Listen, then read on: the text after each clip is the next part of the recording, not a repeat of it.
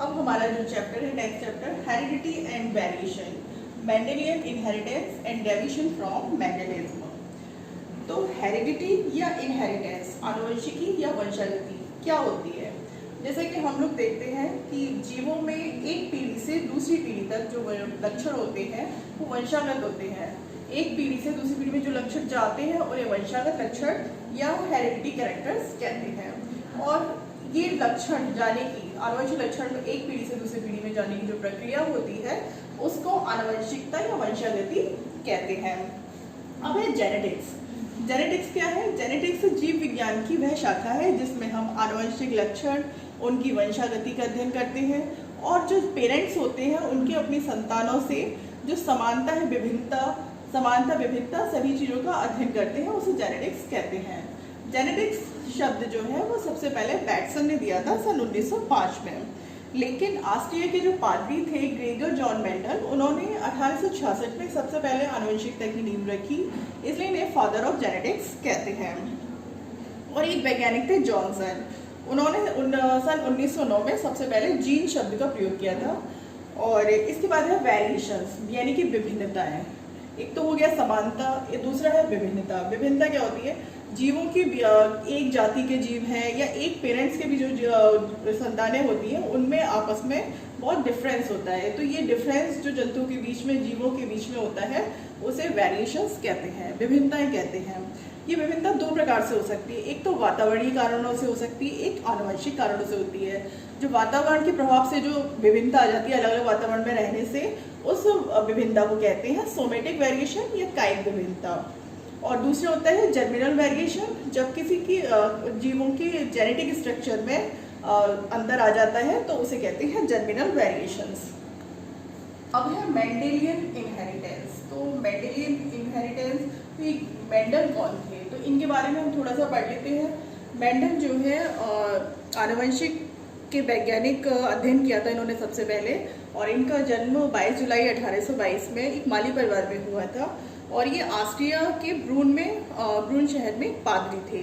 और ये खाली समय में, जब अवकाश का समय होता था तो अपने चर्च में जाकर वहाँ पे उन्होंने जो मटर के पौधे उगा रखे थे गार्डन में, वहाँ जाके ये एक्सपेरिमेंट्स किया करते थे। उन पौधों में आपस में हाइब्रिडाइजेशन कराते थे और उन पर एक्सपेरिमेंट करते थे। 8 वर्षों के कठिन परिश्रम के बाद उन्होंने प्रयोगों से प्राप्त निष्कर्षों के आधार पर सन 1865 में आनुवंशिकता के सिद्धांतों का प्रतिपादन किया और आनुवंशिकी की नींव रखी।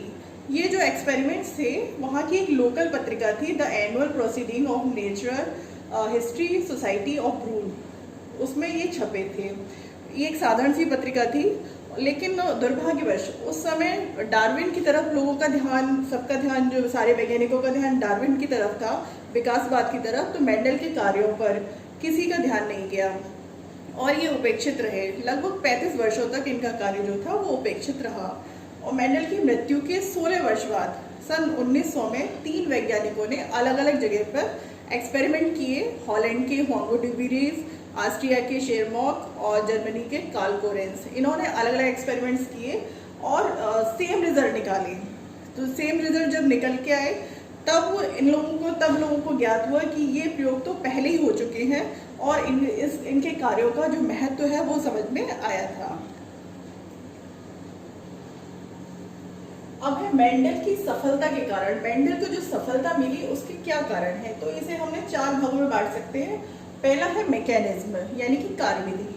मेंडल ने क्या किया था? एक समय में केवल एक ही लक्षण की वंशागति का अध्ययन किया था। उन्होंने एक साथ कई लक्षणों को नहीं लिया था, क्योंकि उससे क्या है, कुछ मिक्सिंग हो जाती या समस्या आ जाती, इसलिए एक समय में केवल एक ही लक्षण की वंशागति पे स्टडी की थी। नंबर 2, उन्होंने फर्स्ट जनरेशन के बाद सेकंड जनरेशन, थर्ड जनरेशन का अध्ययन किया था। तीसरा, जितने भी उन्होंने एक्सपेरिमेंट्स किए थे, क्योंकि बहुत सारे एक्सपेरिमेंट्स करते थे, इतने सारे रिकॉर्ड, तो उनको एक डाटा जो था एक्सपेरिमेंटल रिकॉर्ड का, उन्होंने उन्हें सुरक्षित रखा था और रिकॉर्ड करके रखा हुआ था। नंबर 4, उन्होंने जेनेटिकली प्योर ब्रीड को सिलेक्ट किया था। जो मटर के पौधे लिए थे वो आनुवंशिक रूप से शुद्ध थे और उन्हें अलग अलग क्यारियों में रखा गया था। और मटर कुल के जो पौधे लिए थे मटर के, उसमें सेल्फ पॉलिनेशन की संभावना जो थी उसको स्टामेन हटा के खत्म कर दिया था। इसके बाद है selection of material for experiment. उन्होंने मटर के पौधे को ही क्यों चुना, ये भी एक विशेष कारण है। मटर का पौधा जो होता है एक तो एनुअल प्लांट है, वार्षिक पौधा है। ये इसकी जो आयु होती है 3 से 4 महीने होती है, और जिससे वो आसानी से कई पीढ़ियों का उसका अध्ययन कर सकते थे। दूसरा है कि हर्माफ्रोडाइट, यानी कि मटर का पौधा जो होता है वो द्विलिंगी होता है। उसमें मादा जननांग और नर जननांग दोनों पाए जाते हैं, इसलिए उसमें स्वपरागण की संभावना अधिक रहती है। नंबर 3, सेल पॉलिनेशन, यानी कि स्वपरागण उसमें संभव होता है और परपरागण संभव नहीं होता। अगर परपरागण होता है तो वो कृत्रिम विधि से कराया जाता है।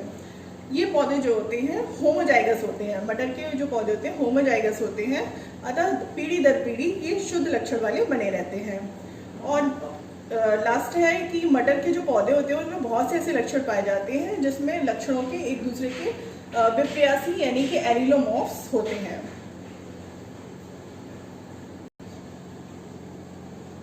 अब है सिलेक्शन ऑफ हेरिटेबल ट्रेट्स, यानी कि वंशागत लक्षणों का चयन।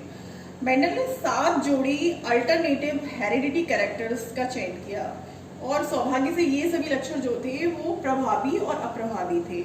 इन लक्षणों को हम इस टेबल से समझ सकते हैं। जैसे कि ये लक्षण दिए थे: तने की लंबाई, टॉल, ड्वार्फ यानी कि लंबा, बौना, पुष्पों की स्थिति, एक्सियल यानी कि अक्षीय, और टर्मिनल यानी कि अग्रस्त, सबसे ऊपर जो होती है। पुष्पों का रंग, फूल के रंग जो थे या तो पर्पल होगा या वाइट होगा। फली का रूप, इन्फ्लेटेड यानी कि फूली हुई, कॉन्स्ट्रिक्टेड सिकुड़ी हुई, संकीर्ण। फली का रंग ग्रीन या येलो। बीज की आकृति राउंड यानी कि गोल, रिंकल, झुर्रीदार। बीज का रंग येलो और ग्रीन। तो इन्होंने ये 7 जो थे एलिलोमॉर्फ्स वाले लक्षणों का चयन किया था। इसमें ये जो लक्षण है सारे डोमिनेंट हैं, यानी कि प्रभावी लक्षण है, और ये सारे लक्षण जो है वो रिसेसिव हैं, यानी कि अप्रभावी लक्षण होते हैं।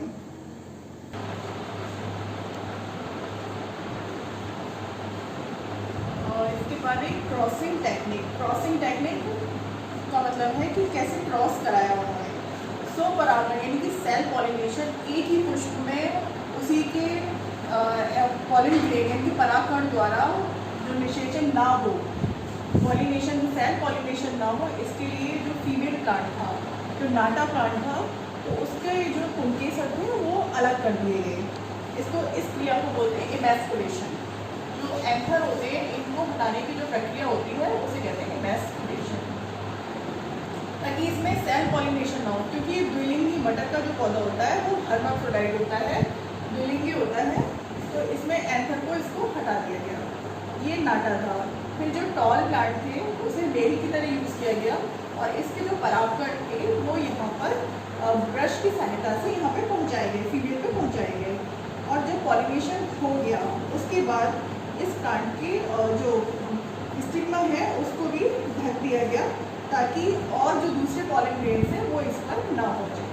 और इसमें जब क्रॉस हुआ तो फर्स्ट पीढ़ी में यानी कि F1 जो जनरेशन थी उसमें ये सारे पौधे उत्पन्न